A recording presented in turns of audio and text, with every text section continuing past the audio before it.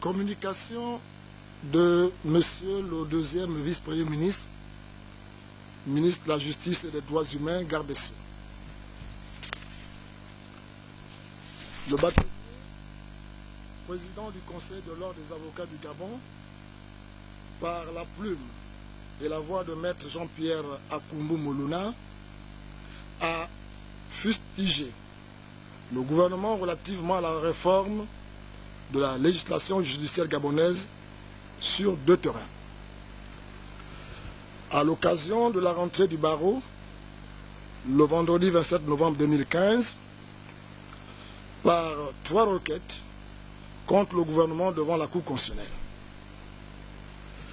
Si l'on peut se féliciter que les deux démarches du barreau sont une preuve manifeste de la vitalité de la démocratie et de l'état de droit au Gabon, il n'en demeure pas moins qu'il est nécessaire de rappeler au barreau que le respect de l'état de droit postule de s'abstenir de communiquer des informations erronées ou déformées à dessein en sortant de leur contexte, notamment des dispositions des textes querellés pour instrumentaliser l'opinion publique par les médias interposés. En effet, si dans son discours de rentrée judiciaire, le bâtonnier a fortement et de façon inexpliquée reproché au gouvernement d'avoir pris en compte dans le nouveau code pénal la forte demande des Gabonaises et des Gabonais pour réprimer sévèrement les crimes de sang avec prélèvement d'organes humains dits crimes rituels dans le langage populaire, la réponse du gouvernement a été de rappeler qu'il était de son devoir d'assurer préventivement et répressivement la sécurité des personnes et des biens en initiant notamment des lois et règlements suffisamment dissuasifs. Depuis, le gouvernement est bien satisfait de constater que le bâtonnier ne fait état de ce grief de forte répression de ces barbaries ni dans la presse, ni dans ses requêtes contentieuses, probablement parce qu'il a entendu raison. Toutefois, en faisant faire des articles de presse sur les sujets allégués dans ces requêtes, notamment l'article 425 du nouveau code pénal, il y a manifestement une volonté d'instrumentalisation. En effet, l'article 425 du nouveau code pénal est conforme dans sa lettre et dans son esprit au code civil gabonais qui date de 1972. Qu'il s'agisse de la preuve de la filiation maternelle, article 394 du code civil, ou de l'établissement de la possession d'état d'enfants légitimes,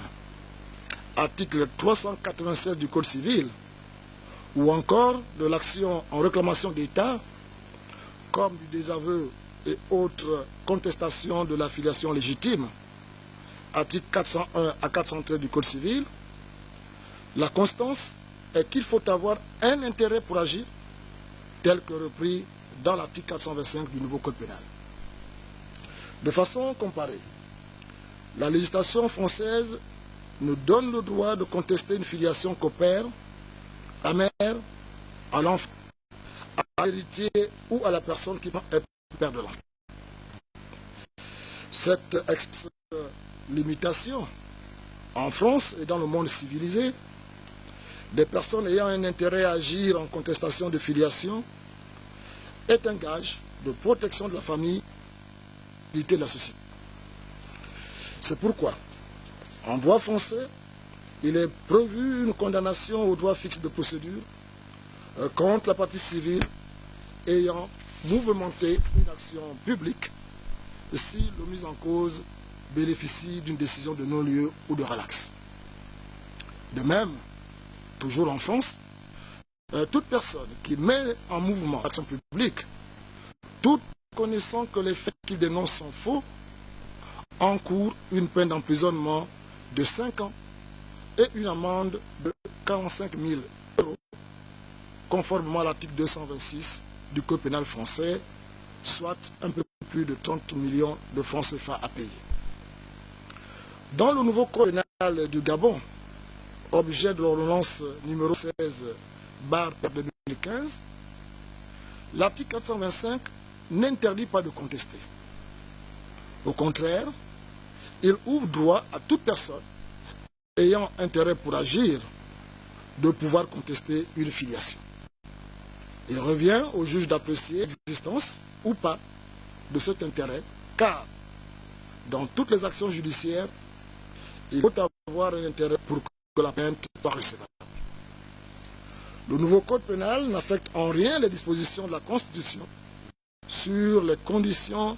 d'éligibilité des candidats aux élections politiques, ni aucun texte d'un système électoral qui distingue volontairement ces nationaux suivant leur nationalité attribuée, d'origine ou par acquisition. En la matière, un contentieux de l'inéligibilité au fait de nationalité acquise impose au requérant d'apporter la preuve d'acte d'acquisition de la nationalité qui peut être une copie d'un décret de naturalisation ou un acte d'adoption. Je vous remercie.